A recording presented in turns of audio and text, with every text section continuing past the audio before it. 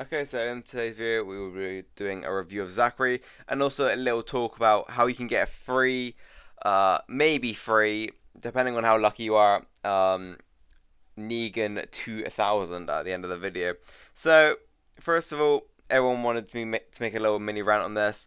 So, I'm just going to say it right now. I don't think he's as bad as Sam because Sam has loads of broken things on his kit that combine to make it one big fucking mess. And down the line, I do think Sam is still going to be a pain in the absolute fucking ass. So, first of all, Zachary's in step up recruits, already a massive improvement.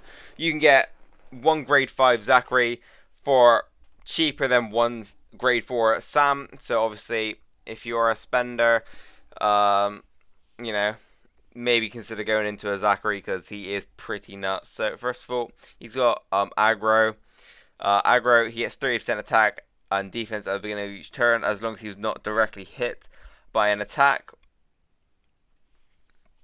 or ability the prior turn. So obviously, if you pair that up with a shield or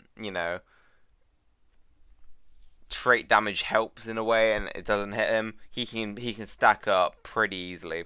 So first of all, 16% damage to one enemy. This character gets 25% attack and defense for 3 turns. Kind of fucking useless because he's already got aggro. Aggro gives 30% every turn as long as he's not hit. So the 25% attack and defense kind of useless, but that 600% damage at 55 AP is pretty fucking good.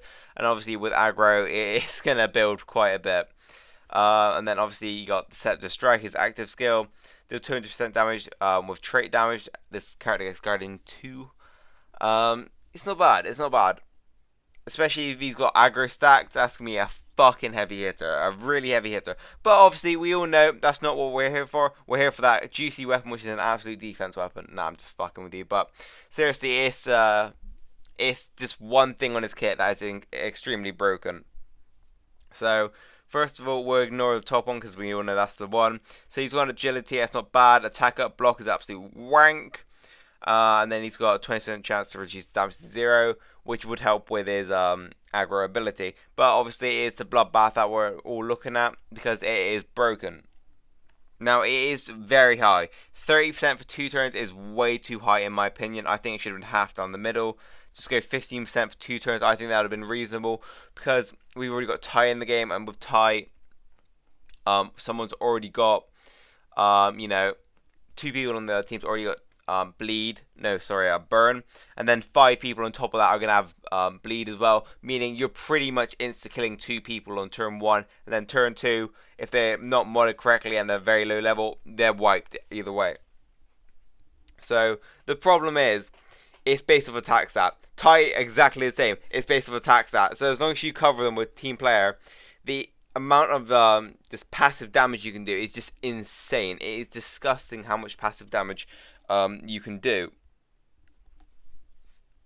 So obviously with the accessibility with Zach, it's just like 160 pulls. That's pretty doable for quite a few people if they even save in or if they do a bit of tap joy. That's pretty fucking doable.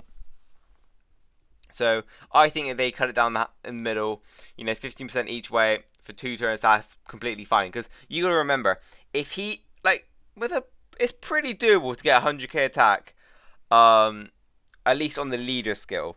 So whoever the leader is, you can pretty much easily get 100k going. But for the rest of them, you're probably looking at like 80k, 70k. And if you take 30% of that for 2 turns, that is absolutely fucking nuts. And it just keeps, the power creep is just going to keep extending. So you release literally an auto friendly team, put a fucking a Ty in there, put a Zac in there, and press the auto button, and they're going to kill themselves because they're not going to be able to heal that much damage. And obviously you're going to have some other people on the team as well to help with damage, keep them alive, whatever it might be. They're going to stay alive, and they're just going to kill the whole team. So what's next for the game? Because you've got literally an auto meta at the moment. So what's next? They're going to have to release a counter, obviously. And I'm guessing it's going to be either a bleed and burn leader that resists, or it's going to be a penalty healer. And obviously that's going to cause more problems down the line if you just cut off 2 ways of attacking. And Scopely have done it to themselves again. They've made it too strong. Like, I think Ty is pretty spot on. 2 people get it. That's pretty much spot on. And obviously it can be resisted. But 5 people and 30%, that is not good. And obviously if Scopely decided to release a counter and they lock off Bleed and Burn with the leader skill, that's just narrowing down the ways you can attack in the future. Because I have a feeling in the future it will be very, very tanky builds. So, do I think you should pull for Zach? If you have the coins, absolutely. It's just, yeah, he's crazy. But I don't think, it's just not a good look for the game when you're releasing just broken characters one after another. And he just excels at way too many things. Going back to Scopely's words, they said they were going to make a character that just does everything. But the thing is, this fucker pretty much does everything for you. He's got good damage. He's got aggro, so he's always going to be gaining attack and defense, meaning he can stay alive longer. And then that passive bleed means he's just doing so much to the other team. So he's broken. I don't know what you guys want me to say. He's just fucking broken. If you got the coins, pull him. He's fucking nuts. But yeah, it's just not a good state for the game because they will release a broken character. Next counter, you know, the Ty, well, not exactly Ty, but Zachary, because that bleed is just way too much. They should have definitely reduced it. But next of all, we'll be going on to the negan2000 and how you can get a free or maybe free negan2000, depending on how lucky you are. So, yeah. Okay, negan2000. So you need 170 pulls for the first one, 340 for the second one. You need a grade 5 for the, I forget what it's called, but it's a new event. You need 5 of these characters. The governor, we can grind for. Negan, you got to spend for. So you've basically got to get Negan to get Rick at the very end from the trials. So it's about $900 in pulls. Is he worth it? Let's have a look at the rush. Shit. Because he's a payback. He's not going to be rushing, ideally. And then you got the active skill. It's not horrible. And then you got the the passive abilities, pretty meh. And obviously he's a payback, but with the bleed and burn meta, that ain't stopping anyone. So would I recommend spending about $900 in pulls? If you're a collector, sure, go for it. If you're willing to gamble on Rick being a game-changing toon, go for it. But if you're a normal player, don't fucking touch him. Don't touch him. He is absolute wank. For like, that is a very, very bad payback. A very, very bad payback. And obviously he is yellow. We've got loads of strong greens in the game. For example, Michonne with beheading. She's gonna take that very easily. And obviously it's all reliant on that payback activating. But if you're smart about it, you know, you're not ever gonna really have that payback activate. Now, you're probably wondering, oh, there's a sweepstake going on in the community. How can I win? Well, I'm glad you asked. So, basically, if you're a part of the RTS Discord, you can go on the official post and there'll be basically a sweepstake. So, basically, you can get points by opening the game, visiting the Facebook, visiting the Twitter, you know, subscribing to certain, not subscribing, visiting certain YouTubers' channels. You don't have to subscribe, you just got to visit them. For some reason, my name isn't on them. They must have forgotten my name. It's understandable. You know, I'm a very important figure in the community.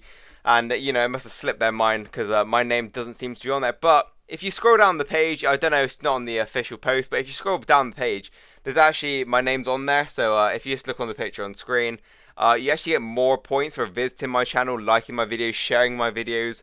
And overall, your chances for just liking, subscribing, and all that just increases your chances of winning a free Negan.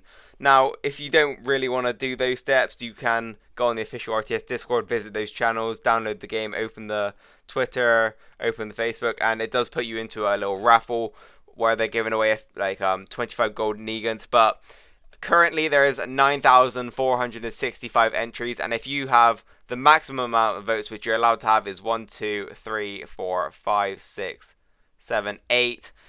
You got 8 out of 9,465 at the moment with 7 days left. I don't think your chances of winning the sweepstakes is amazing, but if you like my videos, subscribe, share them, your chances might go up just a little bit. But yeah, I think in all honesty, if you want to enter it, it's free. Why not? But the main thing is, you've probably got a better chance of one pulling a fucking S class than you do actually, you know, actually winning the sweepstake. But it's all up to you. Overall, Negan is shit, and the Rick might be insane or he might be shit. It's a complete gamble whether you want to pull for him. Gambling, he's good on, that the Rick's good or not, but overall, Negan is just shit. But we do have Governor to look forward to. I might do a video on Governor because he is very interesting. And yeah, peace out, boys. Yeah, peace out.